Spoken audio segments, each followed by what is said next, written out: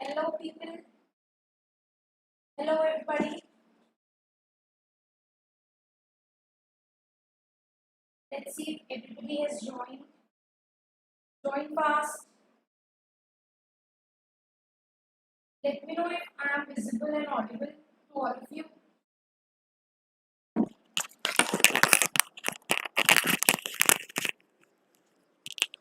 Let me know if I am visible and audible to all of you.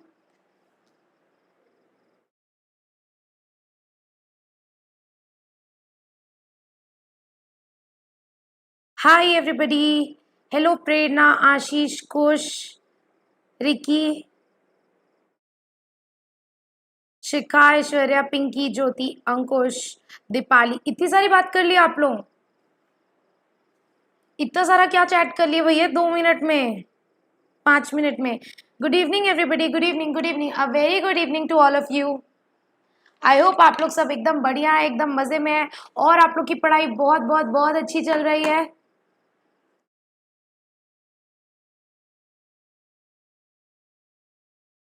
आशीष बोल रहे हैं मेरी दुख गाथा चल रही है. अच्छा ठीक है, फिर मैं क्लास के बाद पढ़ूंगी आपकी दुख गाथा. Hi Kush, hi Divyanshi. Good evening. Good evening. Good evening everybody. Divyanshi, आप कल परसों नहीं दिख रहे थे.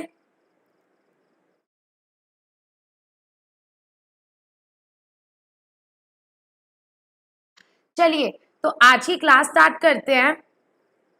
Let's start today's class. और आपको पता है हम लोग क्या पढ़ रहे हैं सर? हम लोग पढ़ रहे हैं law of thoughts and today is the third lecture of law of thought. Lecture 3 of law of thought. Good evening Vikas. Okay, so lecture 1 और लेक्चर 2 में हमने क्या पढ़ा था मैम? लेक्चर 1 में हमने स्टार्ट किया था what do you mean by law of thoughts, thought क्या होता है, राइट ये सारी चीजें हमने पढ़ी थी. उसके बाद हमने देख लिया था कि सिविल रॉन्ग और क्रिमिनल रॉन्ग के बीच में अंतर क्या होता है, टॉट और कॉन्ट्रैक्ट के बीच में अंतर क्या होता है, लिक्विडेटेड अनलिक्विडेटेड डैमेजेस क्या होता है, टॉट के एसेंशियल कंडीशंस क्या होते हैं, ये सारा हमने पढ़ लिया था. उसके बाद हमने स्टार्ट किया था मेंस रिया. मेंस रिया में हमने पढ़ा था कि मेंस रिया क्राइम के लिए तो होना जरूरी है पर लॉ ऑफ टॉट्स के लिए मेंस रिया होना जरूरी नहीं है. और मेंस रिया बोलता है कि या तो आपका सॉरी लॉ ऑफ टॉट बोलता है कि अगर आपका रॉन्गफुल इंटेंशन होगा तो भी टॉट हो सकता है और अगर आपका रॉन्गफुल इंटेंशन नहीं होगा सिर्फ नेग्लिजेंस होगा तो उससे भी टॉट हो सकता है. मतलब अगर आप गलती करेंगे तो आप उसकी भरपाई करेंगे, अगर आप किसी के साथ टॉट करेंगे तो आपके ऊपर लाइबिलिटी अराइज हो जाएगी और आपको सामने वाले का जो भी नुकसान हुआ है उसकी भरपाई करनी पड़ेगी. बट हमने पढ़ा था इसके दो एक्सेप्शन होते हैं, strict liability and absolute liability, जिसमें हमारी गलती नहीं भी होती है फिर भी हम लायबल हो जाते हैं, हमारी गलती नहीं होती है फिर भी हम लायबल हो जाते हैं नुकसान की भरपाई करने के लिए. तो उसको क्या बोलते हैं? हम उसको बोलते हैं नो फॉल्ट लाइबिलिटी. और जिसका पहला नो फॉल्ट लाइबिलिटी का पहला टाइप था स्ट्रिक्ट लाइबिलिटी. स्ट्रिक्ट लाइबिलिटी को हमने केस से समझा था रिलायंस और फ्लेचर वाले में, जिसमें फ्लेचर की गलती नहीं थी फिर भी उसकी स्ट्रिक्ट लाइबिलिटी अराइज हो गई थी. तो स्ट्रिक्ट लाइबिलिटी के दो कंडीशन थे, डेंजरस थिंग होना चाहिए और उसका एस्केप होना चाहिए, राइट ये सारी चीजें हमने पढ़ी थी. उसके बाद हमने एक्सेप्शन पढ़ा था कि 6 केसेस में स्ट्रिक्ट लाइबिलिटी अराइज नहीं होती है. अगर लैंड का नेचुरल यूज हुआ है तो, अगर प्लेटिनियम्स का फॉल्ट है तो, अगर प्लेंटिव के कंसेंट के साथ हुआ है, दोनों के म्यूचुअल बेनिफिट के लिए हुआ है तो, और लास्ट वाले 3 एक जैसे थे, act of God, act of stranger और एक्ट ऑफ स्टैट्यूटरी अथॉरिटी. तो इतना हमने कल की क्लास में बहुत डिटेल में पढ़ लिया था. जिन लोगों की छूट गई है वो यूट्यूब से बैकअप ले सकते हैं. यूट्यूब में हमारे इसी चैनल में प्रॉपर सारे बैकअप है, सारी क्लासेस है, तो आप लोग जाके देख सकते हैं. ठीक है, तो अब आज की क्लास स्टार्ट करते हैं. यस दीपाली, एक्चुअली कल थोड़ा सा बिजी हो गया था इसीलिए मैं नहीं भेज पाई, आज भेज दूंगी पक्का नोट्स. ठीक है, ऐश्वर्या बोल रही है शुरू करो. चलो शुरू करते हैं, शुरू करो अंताक्षरी लेके प्रभु का नाम. अंताक्षरी नहीं, शुरू करते हैं लॉ ऑफ टॉट्स लेके प्रभु का नाम. तो चलिए आज की क्लास में हम लोग पढ़ेंगे एब्सोल्यूट लाइबिलिटी. तो एब्सोल्यूट लाइबिलिटी का कंसेप्ट आया क्यों सर? आया क्यों, उसके पीछे की मैं थोड़ी सी हिस्ट्री बताना चाहती हूँ आपको.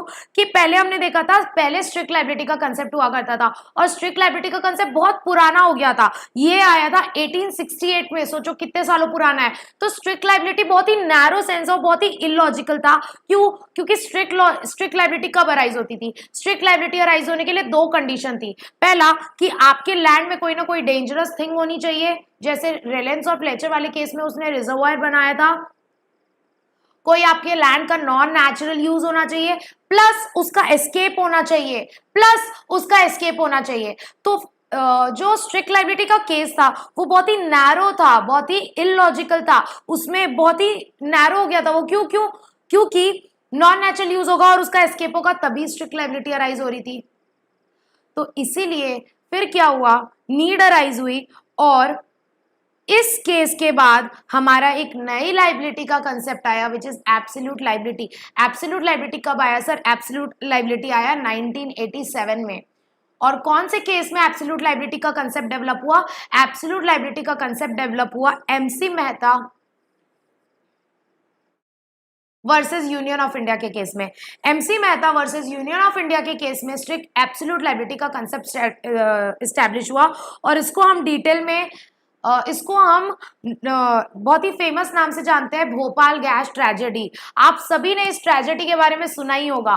भोपाल गैस ट्रेजेडी बहुत ही दर्दनाक ट्रेजेडी हुई थी, जहां पर भोपाल के एक इंडस्ट्री में बहुत सारी गैसेस निकल गई थी, जिसकी वजह से thousands and lakhs of people की डेथ हो गई थी, thousands of people were injured. तो बहुत ही दर्दनाक ट्रेजेडी थी हमारी Bhopal gas tragedy.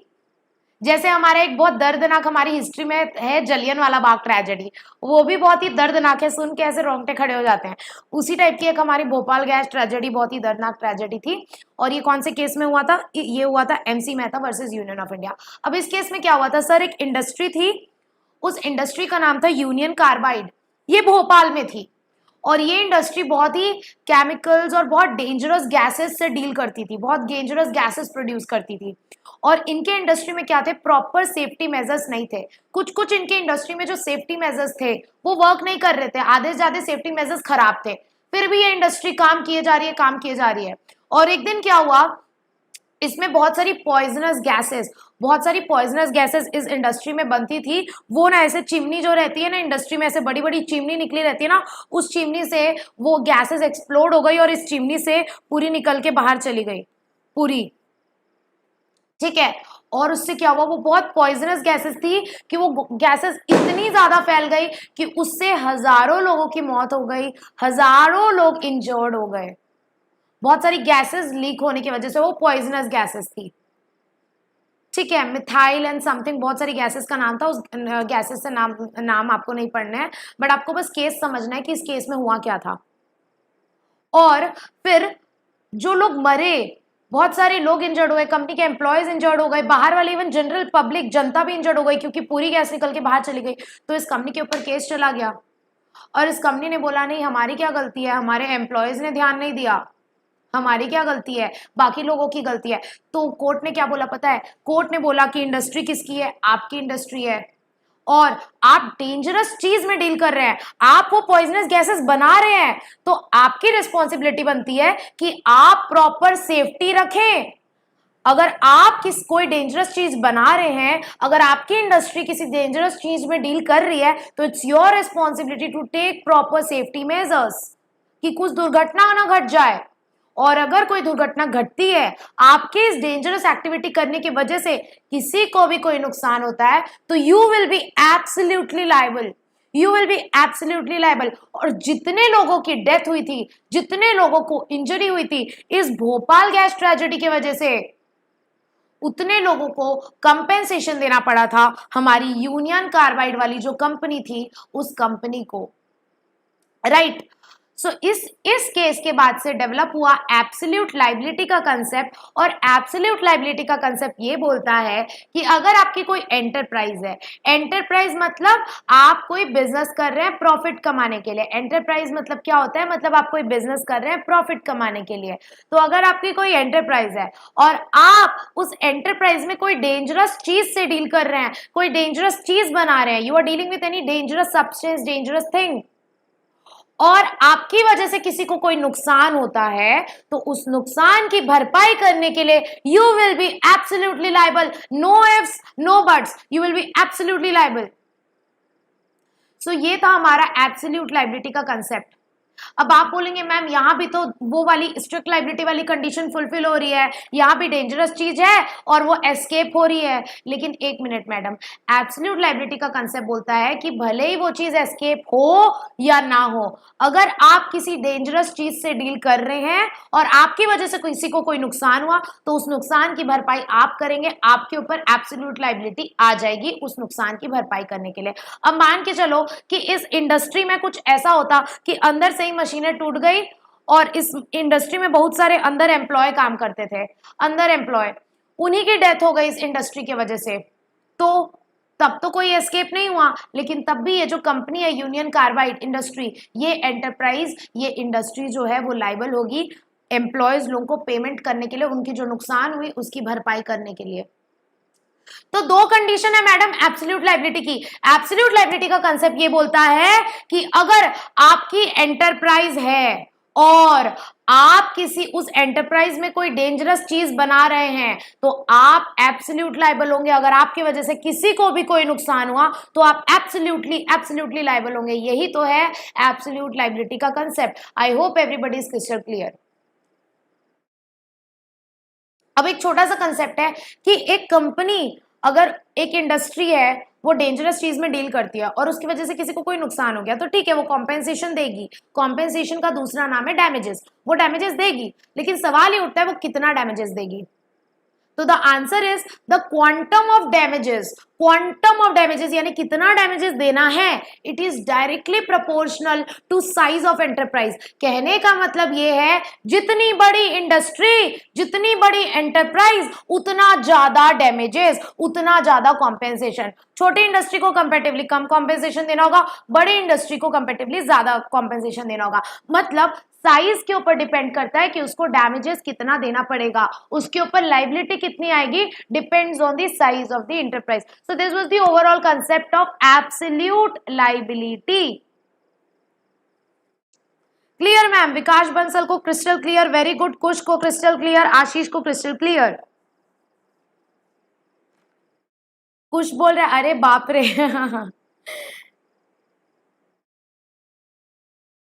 Aditya I am too late. कोई बात नहीं आदित्य, आप बैकअप ले लेना जो छूट गया आपका।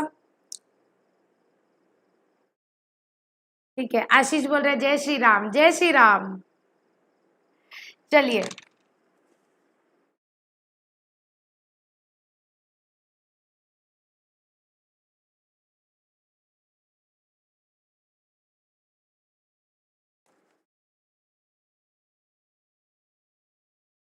एक बार बुक में आ जाते हैं।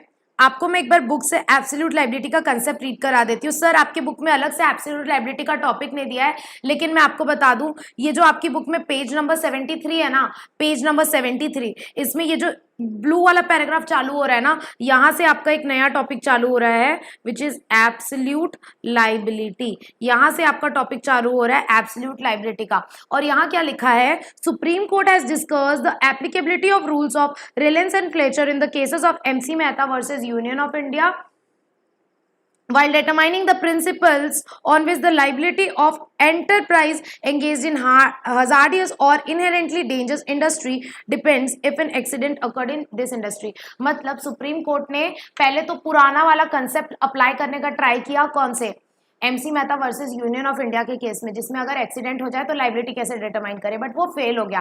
फिर उसने नया कंसेप्ट लाया एब्सोल्यूट लाइबिलिटी का।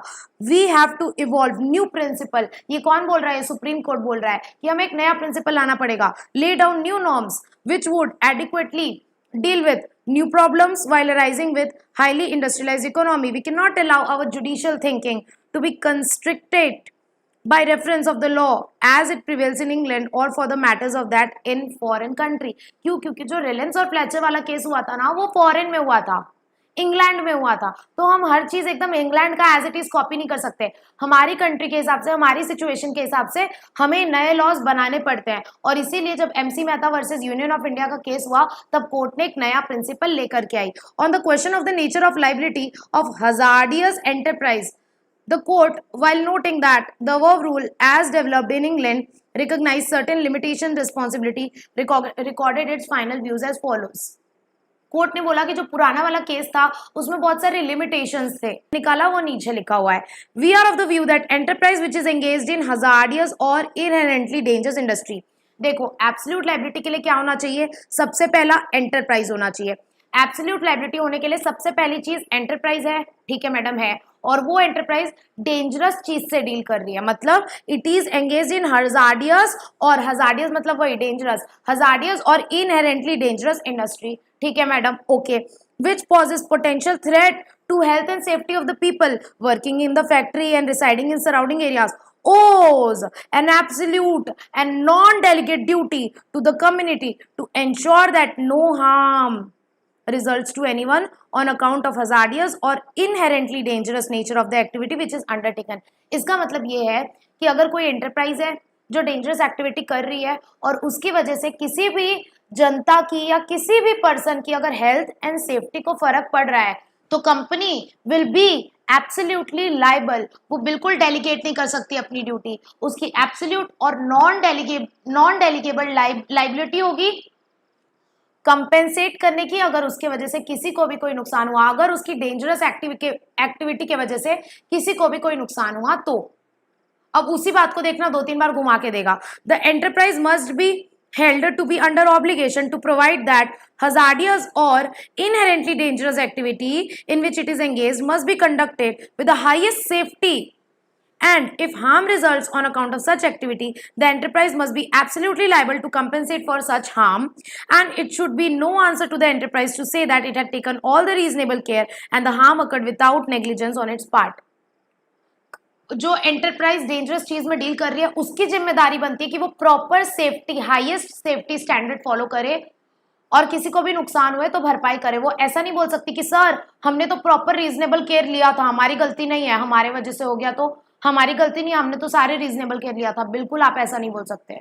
अगर आप डेंजरस एक्टिविटी कर रहे हैं, भले ही आपने सारे रीजनेबल केयर लिए हैं, लेकिन आपकी वजह से किसी को अगर नुकसान हो रहा है तो एब्सोल्यूट लायबिलिटी आएगी। यही तो एब्सोल्यूट लायबिलिटी का कंसेप्ट, बस खत्म, इतना ही है। समझ में आई सबको एब्सोल्यूट लायबिलिटी का कंसेप्ट। अब हम लोग स्टार्ट करेंगे vicarious liability. Vicarious liability start करने से पहले हम देखेंगे कि स्ट्रिक्ट लायबिलिटी और एब्सोल्यूट लायबिलिटी के बीच में डिफरेंस क्या हुआ। सर स्ट्रिक्ट लायबिलिटी और एब्सोल्यूट लायबिलिटी के बीच में बेसिकली 3 डिफरेंस आए। सबसे पहला, स्ट्रिक्ट लायबिलिटी एक पर्सन के ऊपर भी स्टैब्लिश हो सकता है। कैसे? रेलेंस और फ्लेचर वाले केस में फ्लेचर के ऊपर स्ट्रिक्ट लायबिलिटी आई थी और फ्लेचर एक नेचुरल पर्सन था तो उसके ऊपर लायबिलिटी आ गई थी। लेकिन सर एब्सोल्यूट लायबिलिटी सिर्फ और सिर्फ एक एंटरप्राइज के ऊपर आ सकती है। एंटरप्राइज यानी कोई इंडस्ट्री जो बिजनेस कर रही है प्रॉफिट मोटिव के लिए, तो एब्सोल्यूट लायबिलिटी सिर्फ और सिर्फ एंटरप्राइज के ऊपर आ सकती है। दूसरा मैडम, स्ट्रिक्ट लायबिलिटी के केस में हमने पढ़ा था कि एस्केप होना जरूरी है, लेकिन सर एब्सोल्यूट लायबिलिटी में ऐसा बिल्कुल जरूरी नहीं है। जरूरी नहीं है कि एस्केप होगा तभी आप लायबल होगे। बस 2 चीज होनी चाहिए, आपकी एंटरप्राइज है, डेंजरस चीज कर रहे हो, बस लायबल हो जाओगे। एस्केप होना जरूरी नहीं है। और हमने पढ़ा था स्ट्रिक्ट लायबिलिटी के कुछ एक्सेप्शंस होते हैं। वो जो 6 एक्सेप्शन थे, act of God, act of stranger, 6 exception थे। तो स्ट्रिक्ट लायबिलिटी के एक्सेप्शंस होते हैं, लेकिन एब्सोल्यूट लायबिलिटी के कोई एक्सेप्शन नहीं होते हैं।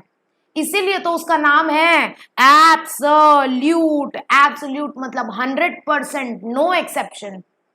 ठीक है, तो ये है हमारा स्ट्रिक्ट और एब्सोल्यूट लायबिलिटी के बीच का डिफरेंस। और इसी डिफरेंस को, एक डिफरेंस को यहाँ पर पैराग्राफ में बोला गया है, बुक रीड कर लेते हैं। दस while imposing absolute liability for manufacture of hazardous substance, supreme court intended that the requirement of non natural use or the aspect of escape of dangerous substance commonly regarded as essential of liability under Reliance and Fletcher need not provided in India। इसका मतलब ये है कि जो strict liability के 2 condition थे ना, कि नॉन नेचुरल यूज होना चाहिए और एस्केप होना चाहिए, वो एब्सोल्यूट लाइबिलिटी में जरूरी नहीं है। एब्सोल्यूट लाइबिलिटी में वो they are not essential condition, वो नहीं होगा तो भी एब्सोल्यूट लाइबिलिटी अराइज हो सकती है।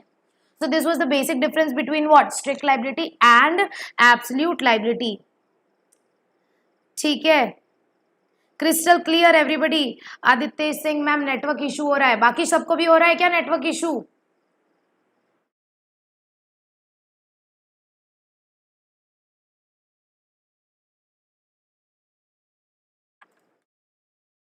नहीं हो रहा है, ठीक है आदित्य, आप अपना नेट ऑफ करके वापस चालू करके देखो, हो सकता है आपके इंटरनेट में प्रॉब्लम होगी। चलो नेक्स्ट टॉपिक स्टार्ट करते हैं, वाइकेरियस लाइबिलिटी। अब वाइकेरियस लाइबिलिटी का मतलब क्या है मैम? वाइकेरियस लाइबिलिटी का मतलब है कि गलती हमारी नहीं है, गलती किसी और की है, लेकिन सजा हमें मिल रही है। और इसके लिए ना मैं क्या बोलते हैं उसको, शेर अर्ज करती हूँ, वाह वाह बोलना। वाइकेरियस लाइबिलिटी पढ़ने के लिए मैं एक शेर अर्ज करती हूँ। अर्ज किया है हमारी दोस्ती इतनी गहरी हो, अर्ज किया है हमारी दोस्ती इतनी गहरी हो, वाह वाह बोलो। ओ गंदे बच्चों, अच्छे बच्चों वाह वाह बोलो। ठीक है, हमारी दोस्ती इतनी गहरी हो कि मार तू खाए पर गलती मेरी हो। वाह वाह वाह वाह वाह वाह। कि मार की सड़क पर मार तू खाए और गलती मेरी हो। तो बस यही कोर्ट के ऊपर डिपेंड है हमारा वाइकेरियस लाइबिलिटी। वाइकेरियस लाइबिलिटी ये बोलता है कि गलती किसी और की है, सजा मुझे मिल रही है। सर, किसी और की गलती के लिए सजा मुझे मिल रही है, यही है वाइकेरियस लाइबिलिटी।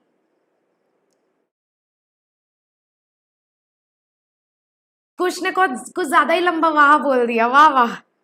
अच्छा ठीक है, चलो अब पढ़ाई में आओ वापस। अब देखो जनरल कंसेप्ट क्या बोलता है। टॉट का जनरल कंसेप्ट बोलता है कि अगर मैंने रॉन्गफुल एक्ट या रॉन्गफुल ओमिशन किया, अगर मैंने टॉट किया तो मेरे ऊपर लाइबिलिटी अराइज हो जाएगी, आई will be liable.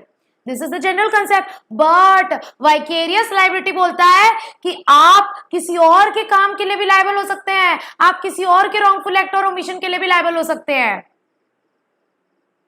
So the general concept is a person is liable for his own wrongful act and wrongful omission. WA का मतलब wrongful act, WO का मतलब wrongful omission. लेकिन वाइकेरियस लाइबिलिटी का कंसेप्ट बोलता है कि a person is liable for the act done by others. मतलब vicarious liability means a liability of one person for the act done by other person. ये तो समझ में आ गया। अब आप बोलोगे मैम ऐसा क्यों होगा कि हम किसी और के काम के लिए भी लायबल होंगे? तो अब किसी और के काम के लिए लायबल आप तभी होगे जब ये दो कंडीशन फुलफिल होंगी। So there are two condition for vicarious liability. One is कि वो दोनों के बीच में कुछ सर्टेन रिलेशनशिप होना चाहिए, there must be certain kind of relationship between both the person. और दूसरा कि वो जो उसने रॉन्गफुल एक्ट रॉन्गफुल ओमिशन किया वो हमारे रिलेशनशिप से कनेक्टेड था, यानी कि उसने वो गलत काम हमारे कोर्स ऑफ एम्प्लॉयमेंट में किया। अब इसको हम एग्जाम्पल के साथ समझते हैं। पहला टर्म आपको बोल रहा है कि दोनों के बीच में कोई ना कोई रिलेशनशिप होना चाहिए। रिलेशनशिप जैसे कि जो दोनों के बीच में रिलेशनशिप हो सकता है वो ये चार तरह का हो सकता है, जैसे प्रिंसिपल एजेंट, जैसे मास्टर और सर्वेंट, मालिक और नौकर, जैसे पार्टनर्स, जैसे एम्प्लॉयर एंड एम्प्लॉय। मतलब मैं हूं, अगर मैंने मेरे स्टाफ को बोला, मेरा एक नौकर है, मेरा स्टाफ है, मैंने उसको बोला कि कुछ काम कर दे और उसके कुछ काम करने की वजह से किसी थर्ड पार्टी को नुकसान हो गया, तो उसके लिए मैं लायबल होंगी भैया। वो अगर रोड में जा रहा था, मैंने उसको बोला था गड्ढा कोड़ने के लिए, गड्ढा कोड़ते कोड़ते उसने कुल्हाड़ी किसी थर्ड पर्सन के पैर में मार दी, तो वो थर्ड पर्सन नौकर को तो मारेगा, मेरे पास भी आएगा कि आपके नौकर ने ये काम किया, चलो आप निकालो पैसा, हॉस्पिटल जाने का पट्टी मल्लम पट्टी कराने का 10,000 रुपए खर्चा आया, चलो 10,000 रुपए निकालो। तो अगर मेरे सर्वेंट ने कोई काम किया और उसकी वजह से किसी को टॉट हो गया, किसी को लॉस हो गया, तो उसके लिए मैं लायबल हो सकती हूँ। क्यों? क्योंकि हम दोनों के बीच में मास्टर सर्वेंट का रिलेशनशिप है। तो the thing is that vicarious liability कब आएगी, किसी और के काम के लिए मैं कब लायबल होंगी? जब हम दोनों के बीच में कोई रिलेशनशिप होगा, जैसे कि मास्टर सर्वेंट, जैसे कि प्रिंसिपल एजेंट, जैसे कि पार्टनर्स, जैसे कि एम्प्लॉयर एम्प्लॉयर। और दूसरा कंडीशन ये है, पहला कंडीशन समझ में आ गया कि कोई ना कोई रिलेशन होना चाहिए। दूसरा कंडीशन ये है कि वो जो गलत काम कर रहा है वो कोर्स ऑफ एम्प्लॉयमेंट में होना चाहिए। मतलब मान के चलो मैंने उसको कुछ काम करने बोला था, वो मेरे लिए कुछ काम कर रहा था और उसमें उसने किसी थर्ड पार्टी के पैर में कुल्हाड़ी मार दी मेरे लिए गड्ढा कोड़ते वक्त, तो तब मैं लायबल होंगी। क्यों? क्योंकि वो मेरे लिए वो काम कर रहा था, वो अपने एम्प्लॉयमेंट के टाइम पे वो काम कर रहा था। अब मान के चलो उसका उसका टाइम है सुबह 9 बजे से रात के 8 बजे तक का, ठीक है। अब वो 8 बजे टाटा बाय बाय बोल के घर चल जाता है। 8 बजे तक ड्यूटी है उसकी भैया मेरे यहाँ काम करने की, 8 बजे ड्यूटी उसकी खत्म हो जाती है और फिर वो घर चला जाता है। अब वो घर चला गया, अब वो अपने घर में पेड़ उगाना था उसको, कुछ कुछ उगाना था। अब अपने घर में वो गड्ढा खोद रहा है, मैंने नहीं बोला उसको गड्ढा खोदना है, और ना ही वो मेरे काम करते टाइम कर रहा है, वो अपने घर जाके अपना पर्सनल टाइम पे कर रहा है। अब वो गड्ढा खोद रहा है, अब किसी के पैर में कुल्हाड़ी मर गई, अब वो बंदा मेरे को आके बोलेगा क्या, मैडम आपकी वजह से मुझे कुल्हाड़ी पड़ी है। मैं बोलूंगी कैसी बात कर रहे हो दीदी, वो एम्प्लॉयमेंट में नहीं था उस वक्त, उसने जब काम किया, उसने जब टॉट किया ना, तब वो मेरे एम्प्लॉयमेंट में नहीं था, वो कोर्स ऑफ एम्प्लॉयमेंट में नहीं हुआ है, तो अब मैं लाइबल नहीं होंगी। तो मैं कब लाइबल होंगी अपने सर्वेंट के काम के लिए? दो कंडीशन फुलफिल होनी चाहिए। पहला, दोनों के बीच में कोई ना कोई रिलेशनशिप होना चाहिए, और दूसरा, वो जो काम कर रहा है वो अपने कोर्स ऑफ एम्प्लॉयमेंट में कर रहा है, यानी कि वो हमारे जो रिलेशनशिप है उससे कनेक्टेड है वो काम। ठीक है, इतनी बात समझ में आई?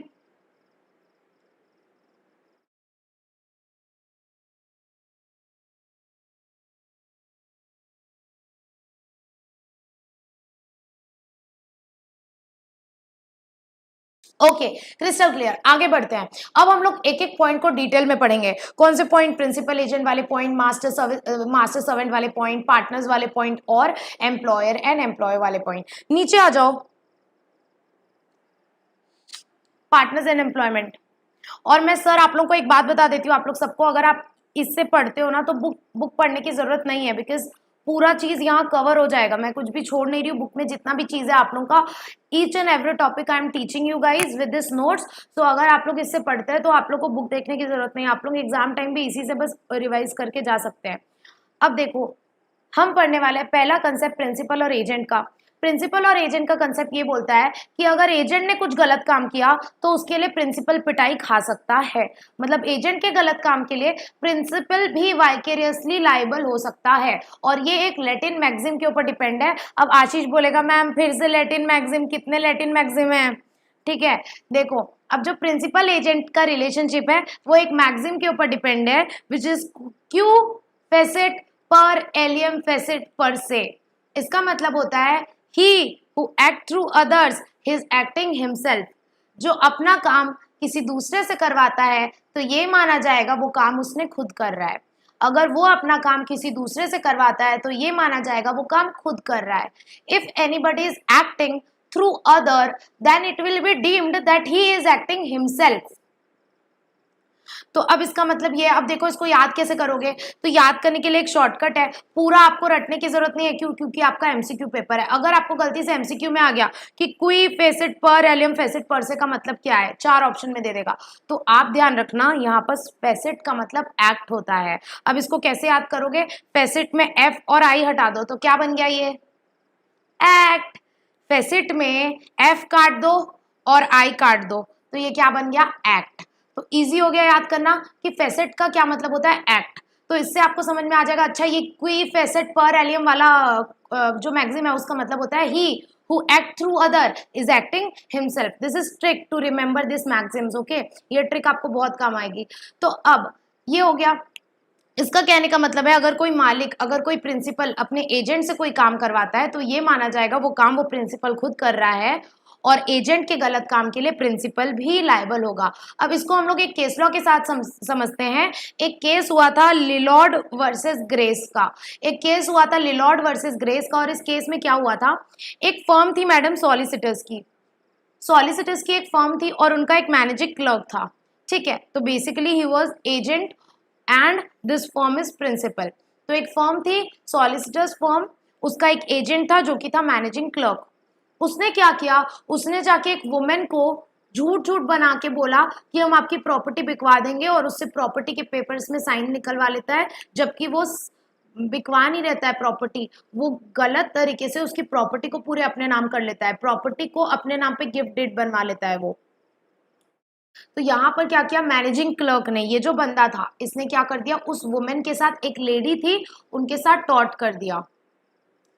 अब वो लेडी रोते रोते पहुंच गई कोर्ट, और उन्होंने कोर्ट में इस मैनेजिंग क्लर्क के अगेंस्ट नहीं, उन्होंने कोर्ट में इस फर्म के अगेंस्ट केस कर दिया और बोला कि जो फर्म है इसने मेरे साथ टॉट किया है, जबकि एक्चुअल में टॉट मैनेजिंग क्लर्क ने किया है। एक्चुअल में जो टॉट किया वो मैनेजिंग क्लर्क ने किया, लेकिन ये जो लेडी थी इन्होंने केस कर दिया फर्म के अगेंस्ट कि फर्म ने मेरे साथ टॉट किया है। तो फर्म ने बोला अरे हमें तो इस बारे में पता ही नहीं था कि ये मैनेजिंग क्लर्क ने ये टॉट कर दिया, धोखा दे दिया, हमें तो नहीं पता था, हम लायबल नहीं होंगे। लेकिन कोर्ट ने क्या बोला पता है? कोर्ट ने बोला कि आप वाइकेरियसली लायबल होंगे। क्यों? क्योंकि पहली कंडीशन रिलेशनशिप होना चाहिए। क्या दोनों के बीच में रिलेशन है? बिल्कुल रिलेशन है। This is principal, this is agent, दोनों के बीच में प्रिंसिपल और एजेंट का रिलेशन है। दूसरा, ये जो काम कर रहा है ना, ये जो टॉट कर रहा है, ये कोर्स ऑफ एम्प्लॉयमेंट में कर रहा है। क्या कोर्स ऑफ एम्प्लॉयमेंट में कर रहा है? बिल्कुल कोर्स ऑफ एम्प्लॉयमेंट में कर रहा है, क्योंकि ये फर्म के ही काम से इस लेडी के साथ जो प्रॉपर्टी का अग्रीमेंट कर रहा था वो फर्म के ही काम से कर रहा था, फर्म के ही नाम पे कर रहा था। तो ये माना जाएगा कि ये जो मैनेजिंग क्लर्क है ये अपने कोर्स ऑफ एम्प्लॉयमेंट में टॉट किया, तो इस एजेंट के टॉट के लिए principal will be liable. Agent के टॉट के लिए principal will be vicariously liable. Agent के टॉट के लिए principal will be vicariously liable. ये बोलता है वाइकेरियस लायबिलिटी का कंसेप्ट कि गलती किसी और की, भुगतान हम करेंगे। गलती किसी और की, भुगतान हम करेंगे। और उसके लिए दो कंडीशन है, रिलेशनशिप होना चाहिए, कोर्स ऑफ एम्प्लॉयमेंट में होना चाहिए। यहां पर रिलेशन भी है प्रिंसिपल एजेंट का, कोर्स ऑफ एम्प्लॉयमेंट में हो रहा है। तो ये जो सॉलिसिटर फर्म थी ये बिल्कुल लायबल थी ये लेडी को उसके नुकसान की भरपाई करने के लिए। So this was the case of principal and agent. हाँ आशीष, वेरी गुड। करे कोई और, भरे कोई और।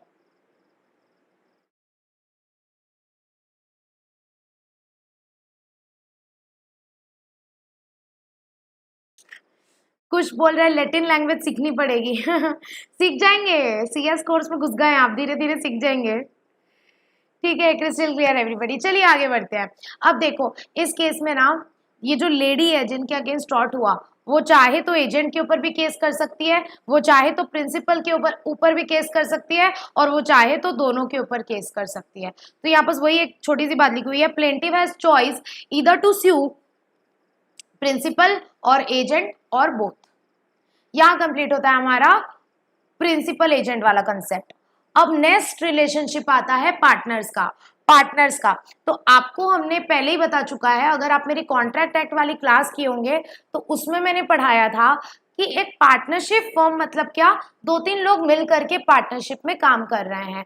तो अगर मान के चलो तीन लोग हैं, कौन तीन लोग हैं? मोदी, राहुल गांधी और केजरीवाल। अगर ये तीनों मिलके पार्टनरशिप में बिजनेस कर रहे हैं तो इस पार्टनरशिप में ये माना जाता है कि ये तीनों ही पार्टनर्स एक दूसरे के प्रिंसिपल भी हैं और एक दूसरे के एजेंट भी हैं। सारे ही पार्टनर्स को एक दूसरे का एजेंट माना जाता है। तो अगर एक पार्टनर कोई गलत काम करता है तो उसके लिए बाकी सारे पार्टनर भी लायबल होते हैं, वाइकेरियसली लायबल। अगर मान के चलो मोदी, राहुल गांधी और केजरीवाल में से मोदी निकला बदमाश, मोदी ने किसी के साथ टॉर्ट कर दिया, तो अब राहुल गांधी और केजरीवाल की भले ही कोई गलती नहीं है, लेकिन फिर भी वो लोग वाइकेरियसली लायबल हो जाएंगे। Why? Because all partners are the agent of other partner. तो अगर मोदी कोर्स ऑफ एम्प्लॉयमेंट में यानी अपने पार्टनरशिप के बिजनेस के दौरान किसी के साथ कोई टॉर्ट कर देता है, तो भले टॉर्ट मोदी ने किया है लेकिन भरपाई राहुल गांधी और केजरीवाल को भी करनी पड़ सकती है। समझ में आया क्या सबको? ठीक है। सो ये बोलता है पार्टनर्स ऑफ पीएफ इंटर से। पीएफ का मतलब होता है पार्टनरशिप फर्म। मेरी शॉर्टकट लिखने की आदत है तो आप लोग समझ जाएंगे। पीएफ का मतलब होता है पार्टनरशिप फर्म। तो जो पार्टनर्स ऑफ पार्टनरशिप फर्म होते हैं उनमें किसी एक पार्टनर के रॉन्गफुल एक्ट या रॉन्गफुल ओमिशन के लिए, अगर उसने वो रॉन्गफुल एक्ट और wrongful omission ordinary course of business में किया है, तो उसके लिए सारे partner, all partners will be vicariously liable. समझ में आई क्या? When the wrongful act or wrongful omission is done by one partner in ordinary course of business of firm, then all partners will be vicariously liable। गलती भले एक की होगी, सारे partners को भरपाई करनी पड़ सकती है। और लॉ ये बोलता है कि पार्टनरशिप फर्म के केस में सारे ही पार्टनर्स की लाइबिलिटी जो होती है वो होती है joint and several. Joint and several मतलब क्या? मतलब एग्जांपल से समझते हैं। एक पार्टनरशिप फर्म है जिसमें ए, बी और सी तीन पार्टनर्स है, और बी ने कर दिया टॉर्ट किसी के साथ, बी ने गलत काम कर दिया, तो अब क्या सिर्फ बी लायबल होगा? नहीं मैडम, सारे पार्टनर लायबल होंगे, प्रोवाइडेड वो जो टॉर्ट किया वो कोर्स ऑफ एम्प्लॉयमेंट में किया। अब इसके गलत काम के लिए बाकी जो पार्टनर्स हैं ए और सी, वो लोग भी लायबल हो जाएंगे। और मान के चलो इन्होंने टॉट किया किसी एक मासूम महिला के साथ, ठीक है, एक ये मासूम इंसान है, इनके साथ टॉट कर दिया, तो ये जिनके साथ गलत हुआ ना, वो चाहे तो सिर्फ बी के अगेंस्ट भी केस कर सकती है, वो चाहे तो सिर्फ ए के अगेंस्ट भी केस कर सकती है, वो चाहे तो सिर्फ सी के अगेंस्ट भी केस कर सकती है, और वो चाहे तो तीनों के अगेंस्ट भी केस कर सकती है। इसीलिए इनकी जो लाइबिलिटी है ना, उसको बोलते हैं jointly and severally. Jointly and severally यानी कि इनकी अलग अलग भी लाइबिलिटी बन सकती है, इनकी जॉइंटली भी लाइबिलिटी बन सकती है, ठीक है। तो इसको बोलते हैं कि पार्टनरशिप फर्म के केस में जो पार्टनर्स की लाइबिलिटी होती है ना, वो जॉइंटली एंड सेवरली होती है, जॉइंटली भी होती है, सेवरली भी होती है, ठीक है। और इसका मतलब ये भी है कि मान के चलो बी ने टॉट किया किसके साथ, ये लेडी के साथ, और ये लेडी ने ए के अगेंस्ट केस कर दिया। कर सकती है, बिल्कुल कर सकती है, क्योंकि एक पार्टनर के टॉट के लिए बाकी सारे पार्टनर लायबल होते हैं। अब लेडी ने ए के अगेंस्ट केस कर दिया, उससे 1 लाख रुपए का जुर्माना निकलवा लिया। अब क्या ए अकेले भुगतान करेगा? एक बार के लिए तो ए को पूरा पैसा देना पड़ेगा, क्यों? क्योंकि केस ए के अगेंस्ट हुआ है, तो केस ए यहाँ सेवरली लायबल होगा। लेकिन बाद में ए जो है उसमें से आधा आधा पैसा बी और सी से भी भरपाई करवा सकता है कि पूरा 1 लाख का जुर्माना मैंने दिया है, चलो तुम लोग आधा आधा दो, 30-30 हजार दो, 33-33 हजार। तो इसीलिए बोलते हैं कि जो पार्टनर्स की लाइबिलिटी होती है ना, वो होती है जॉइंटली एंड सेवरली। और इसीलिए मैंने यहाँ लिखा है, देखो, plaintiff can sue either against any partner severally or jointly. और ये कौन सा केस है मैम? ये है Hamlyn versus Houston and company का केस। तो इससे आपको समझ में आया कि पार्टनरशिप फर्म के केस में अगर कोई एक partner ordinary course of business में गलत काम करता है, तो उसके लिए सारे partners jointly and severally liable होते हैं।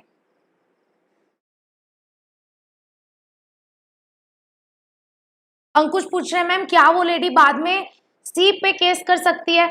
वो लेडी के ऊपर ऑप्शन है, वो किसी के ऊपर भी केस कर सकती है, वो चाहे तो सिर्फ ए के ऊपर भी केस करे, वो चाहे तो सिर्फ बी के ऊपर केस करे, वो चाहे तो सिर्फ सी के ऊपर केस करे, और वो चाहे तो तीनों के ऊपर केस कर दे। क्यों? क्योंकि एक पार्टनर जो अपने पार्टनरशिप बिजनेस के दौरान जो टॉट करता है, उसके लिए सारे पार्टनर लायबल हो सकते हैं। तो केस किसी के भी अगेंस्ट हो सकता है, ए के अगेंस्ट भी हो सकता है, सी के अगेंस्ट भी हो सकता है। कुछ बोल रहा है मैम सारे केसेस याद करना पड़ेगा क्या? नहीं, ये केसेस याद नहीं करने पड़ेंगे। ये जो नाम है ना, हैमलिन, हाउस्टन, ये वाले नहीं याद करने पड़ेंगे। कॉन्स्टिट्यूशन वाले कुछ कुछ केस आपको याद करने पड़ेंगे, जैसे केशवानंदा भारती, वो तो खैर सबको पता ही होगा, वो तो हमारा माई बाप है। तो कॉन्स्टिट्यूशन के कुछ कुछ केसेस हैं, वो आपको याद करने पड़ेंगे। इसके टॉट के नॉट सो इम्पॉर्टेंट, टॉट के अगर नहीं करोगे तो चल जाएगा, that will be okay. Contract act के कुछ कुछ केस आपको याद करने पड़ेंगे, जैसे बेल्फर वर्सेस बेल्फर, राइट, जैसे वो था अपना कौन सा, डनलॉप वाला, डनलॉप एंड ड्यू वाला केस। सो वो एक दो केस थे, वो तो आई गेस क्लास के दौरान आपको याद हो गए होंगे।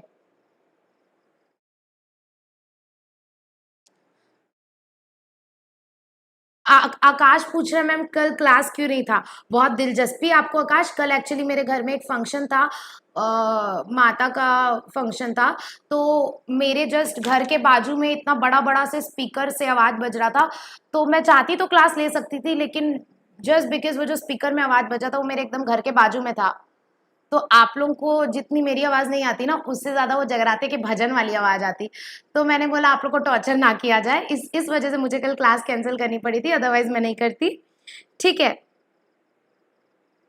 चलो अब नेक्स्ट टॉपिक स्टार्ट करते हैं। पार्टनर्स पर से हो गया, उसके बाद next topic is master and agent.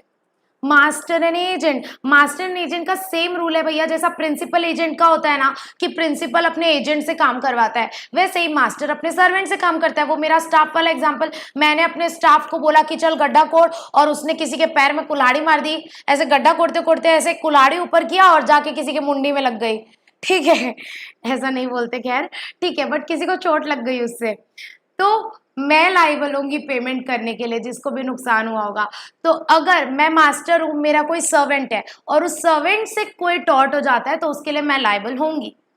So this is the general rule कि I will be vicariously liable for the wrongful act of my servant. लेकिन इसके लिए भी दो कंडीशन है मैम, पहली बात, वो मेरा प्रेजेंट सर्वेंट होना चाहिए। अब मेरे यहाँ एक रामू नाम का एक सर्वेंट था, वो 3 साल पहले मेरे यहाँ काम करता था, अभी काम नहीं करता है, और आज उसने पता नहीं वो दुनिया में कहाँ है, मेरे को पता भी नहीं है, आज जाके उसने किसी के साथ टॉट कर दिया, और वो आके मेरे को बोल सकते हैं क्या, आप 3 महीने पहले ना इसके मालिक थे, 3 साल पहले इसके मालिक थे, चलो पैसा भरपाई करो। मैं बोलूंगी है जान ना पहचान, हम तुम्हारे मेहमान, मैं क्यों भरूं, ये मेरा प्रेजेंट सर्वेंट नहीं है, ये पहले 3 साल पहले मेरा सर्वेंट था।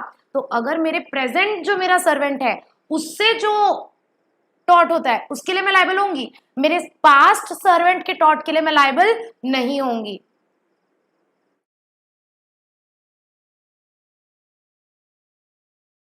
ठीक है,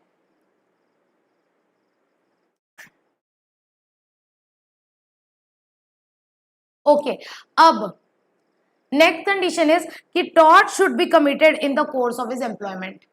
इसका एग्जांपल भी मैं दे चुकी हूँ कि मेरा सर्वेंट है, मैंने उसको गड्ढा कोड़ने बोला था, जब वो मेरे यहाँ काम कर रहा था तब उससे किसी और को चोट लग गई, मतलब उससे कोर्स ऑफ एम्प्लॉयमेंट में, कोर्स ऑफ एम्प्लॉयमेंट मतलब एम्प्लॉयमेंट के दौरान, कोर्स ऑफ एम्प्लॉयमेंट मतलब एम्प्लॉयमेंट के दौरान उससे वो गलती हो गई, तो उसके लिए वो लायबल हो, उसके लिए मैं लायबल होंगी, वाइकेरियसली लायबल होंगी। लेकिन जस्ट अनदर एग्जांपल, अब वो रात को 9 बजे अपना घर चला गया, घर जाके वो गड्ढा कोड़ रहा था और तब उससे किसी के मुंडे में लग गया कुल्हाड़ी, तब मैं लायबल नहीं होंगी। क्यों? क्योंकि उसने जो टॉट किया ना वो अपने कोर्स ऑफ एम्प्लॉयमेंट में नहीं किया, वो उसने पर्सनली अपने घर जाके किया, मेरे एम्प्लॉयमेंट के दौरान नहीं किया। तो एक मास्टर अपने सर्वेंट के काम के लिए कब लायबल होगा, जब वो काम जब वो टॉट उसका प्रेजेंट सर्वेंट करेगा और वो कोर्स ऑफ एम्प्लॉयमेंट में करेगा, तभी लायबल होगा। ठीक है, उसके बाद एक छोटी सी बात है कि एक्सप्रेस इंस्ट्रक्शन अथॉरिटी जरूरी नहीं है, मतलब अगर एजेंट रॉन्गफुल एक्ट या रॉन्गफुल ओमिशन बिना अथॉरिटी के भी करता है तो भी प्रिंसिपल लायबल होगा। ठीक है, मतलब अगर मैंने सिर्फ उसको बोला था पेड़ जगा दे, मैंने उसको नहीं बोला था कि कुल्हाड़ी लेके पूरा गड्ढा कर उसके बाद जगाना, मतलब मैंने एक्सप्रेस उसको अथॉरिटी नहीं दी थी, लेकिन फिर भी वो अपने मन से सोचा कि कुल्हाड़ी लेके अच्छे से गड्ढा कोड़ लेते हैं, उसने खुद से मेरे लिए ही पेड़ जगा रहा था, मेरे लिए काम करते करते उससे टॉट हुआ, लेकिन मैंने उसको स्पेसिफिक अथॉरिटी नहीं दी थी कि कुल्हाड़ी लेके गड्ढा कोड़ो, तो भी मैं उस काम के लिए लायबल होंगी, भले ही मैंने एक्सप्रेस अथॉरिटी नहीं दी थी। फॉर एग्जाम्पल कि अगर मेरा एक ड्राइवर है, उसको मैंने बोल करके रखा है कि भाई तू 80 से ऊपर स्पीड मत करना गाड़ी की, ठीक है, और मेरा ड्राइवर मस्त एकदम वो तो है रफ्तार से भी तेज, तो वो जो ड्राइवर था वो 100 की गाड़ी में स्पीड में गाड़ी चला दिया और जाके किसी एक बंदे को ठोक दिया, तो अब वो बंदा क्या मेरे अगेंस्ट केस कर सकता है, मेरे को वाइकेरियसली लायबल ठहरा सकता है, बिल्कुल ठहरा सकता है, भले ही उसको एक्सप्रेस अथॉरिटी नहीं थी 100 से ऊपर गाड़ी चलाने की, लेकिन फिर भी ये माना जाएगा वो जो काम किया वो मेरे लिए गाड़ी चला रहा था, मान के चलो मेरे लिए गाड़ी चला करके कहीं मार्केट जा रहा था मेरा काम करने के लिए, तो वो कोर्स ऑफ एम्प्लॉयमेंट में हुआ और वो मेरा सर्वेंट है, तो मैं वाइकेरियसली लायबल होंगी अपने सर्वेंट के काम के लिए, भले ही मैंने उसको 100 से ऊपर चलाने की, 100 से ऊपर की स्पीड में चलाने की एक्सप्रेस अथॉरिटी नहीं दी थी, फिर भी मैं लायबल होंगी। मैं कोर्ट को ऐसा नहीं बोल सकती सर मैंने तो इसको मना किया था 100 से ऊपर मत चलाना, ये चलाया इसकी गलती, मैं क्यों लायबल होंगी, मैं नहीं होंगी, मैं ऐसा नहीं बोल सकती, मैं बिल्कुल लायबल होंगी भले ही मैंने एक्सप्रेस अथॉरिटी नहीं दी थी। ठीक है, अब ये जो प्रिंसिपल मास्टर सर्वेंट वाला रिलेशनशिप है ये 2 केस के ऊपर बेस्ड है। अगेन फर्स्ट वाला सेम रहेगा, क्यू फेसिट पर एलियम फेसिट पर से, यानी one who act through others is acting himself. मैं अगर अपना काम अपने नौकर से करवा रही हूँ, अपने सर्वेंट से करवा रही हूँ, तो ये माना जाएगा वो काम मैं खुद कर रही हूँ। ये सेम जैसा प्रिंसिपल एजेंट में अप्लाई हुआ था वैसा मास्टर सर्वेंट में भी अप्लाई होगा। Next is respondeat superior. Respondeat superior का मतलब होता है let the principal be liable, let the principal be liable, मतलब अगर मास्टर और सर्वेंट है, सर्वेंट से कुछ गलती हो गई तो बेचारे सर्वेंट है उसके पास वैसे भी उतने पैसे नहीं है, वो कहां से भरपाई करेगा, तो प्रिंसिपल और मास्टर को ही लायबल ठहराओ। ठीक है, सो रेस्पोंडिएट सुपीरियर का कंसेप्ट सेज कि let the principal be liable, अगर सर्वेंट से या एजेंट से कोई गलती होती है तो उसके लिए जो मास्टर है और जो प्रिंसिपल है वही लायबल होगा। ये कौन बोलता है, ये मैक्सिम का मतलब है, कौन सी maxim, respondeat superior. Respondeat superior, superior यानी जो ऊपर वाली पोजिशन पे है, यानी कि who is the principal, who is master. तो यहां हमारा कंप्लीट होता है मास्टर और सर्वेंट का कंसेप्ट। लेकिन एक आवाज उठती है, एक क्वेश्चन आता है मन में कि ये सर्वेंट है किस खेत की मूली, किसको हम बोलेंगे सर्वेंट है। तो अब जिसको मैंने अपने अंडर काम करने के लिए रखा है उसको मेरा सर्वेंट बोलेंगे, मतलब जिसको मैंने अपना काम करने के लिए एम्प्लॉय किया है। क्या इतना इनफ है कि मैंने उसको अपना काम करने के लिए रखा है? नहीं, सर्वेंट उसको बोलते हैं जिसको मैंने अपने काम करने के लिए रखा है, प्लस वो मेरे डायरेक्शन और मेरे कंट्रोल में काम कर रहा है, मेरे डायरेक्शन और मेरे कंट्रोल में काम कर रहा है। मतलब मैं उसको ऑर्डर दे दे के काम करवा रही हूँ कि अच्छा ये काम करो, वो काम करो, ऐसे करो, इस तरह से करो, उस तरह से करो। मैं पूरा कंट्रोल करती हूँ उसको और वो मेरे इशारों पे नाचता है, मैं जैसा बोलती हूँ वैसा करता है। मैं पूरा कंट्रोल करती हूँ अपने सर्वेंट को, उसको पूरा डायरेक्शन देती हूँ, उसको पूरा कंट्रोल करती हूँ, तो उसको बोलते हैं सर्वेंट।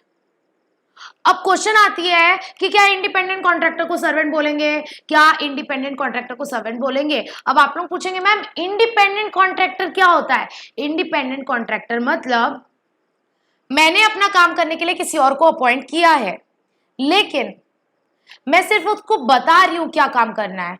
अब काम कैसे करना है, किस तरीके से करना है, वो उसका हेडेक है। मतलब मेरे ऊपर, मेरे पास उसका कंट्रोल नहीं है। वो मेरे लिए काम तो कर रहा है लेकिन वो अपनी इंडिपेंडेंट कैपेसिटी में कर रहा है मेरे ऊपर। मतलब मैं उसको कंट्रोल नहीं कर सकती, मेरे पास उसको कंट्रोल करने का पावर नहीं है, मेरे पास उसको नचाने का पावर नहीं है। वो काम अपनी तरीके से करेगा, बस मैंने उसको हायर कर लिया कि भाई ये काम कर दो। फॉर एग्जाम्पल मेरे को बिल्डिंग बनवानी है और मेरे को खुद बनाने का झमेला पालना ही नहीं था। मैंने एक कॉन्ट्रैक्टर को बुलाया, उसको बोला भाई ये बिल्डिंग बनानी है, कितना खर्चा आएगा बता दे, कितना रुपए लगेगा, और मैंने पूरा काम उसको सौंप दिया कि ले भाई बिल्डिंग बना के तैयार करके मेरे को दे देना। कैसे बनाना है, क्या बनाना है, तुम्हारा हेडेक, मैं तुमको कंट्रोल नहीं करूंगा, मैं तुमको डायरेक्शन नहीं दूंगा। क्या बनाना है, कैसे करना है, तुम्हारी जिम्मेदारी। तो उसको बोलते हैं इंडिपेंडेंट कॉन्ट्रैक्टर। तो मास्ट सर्वेंट और इंडिपेंडेंट कॉन्ट्रैक्टर के बीच में अंतर क्या होता है? कहने को तो दोनों ही हमारा काम करते हैं, लेकिन जो सर्वेंट होता है वो हमारे और डायरेक्शन और कंट्रोल के अंदर होता है, लेकिन जो इंडिपेंडेंट कॉन्ट्रैक्टर होता है वो हमारे कंट्रोल में नहीं होता है, वो अपने हिसाब से काम करता है। हम बस उसको बता देते हैं क्या काम करना है, करता वो अपने हिसाब से है। So, what do you mean by servant? Who is servant? Servant is a person employed by another to do any work, plus who is under direction and control of master. अब एक नोट है ma'am, note क्या है? Independent contractor is not a servant. अभी तो मैंने बोला sir independent contractor अलग होता है, क्यों? क्योंकि हमारे पास उसका कंट्रोल नहीं होता है, इसीलिए independent contractor is not a servant. क्यों? क्योंकि he is not controlled by the person hiring him, क्योंकि he is not controlled by the person hiring him. और इसीलिए क्योंकि मैं प्रॉपर देखरेख नहीं कर रही हूं कि वो काम कैसे कर रहा है, किस तरीके से कर रहा है, तो बताओ क्या एक इंडिपेंडेंट कॉन्ट्रैक्टर के काम के लिए मैं लायबल हो सकती हूं?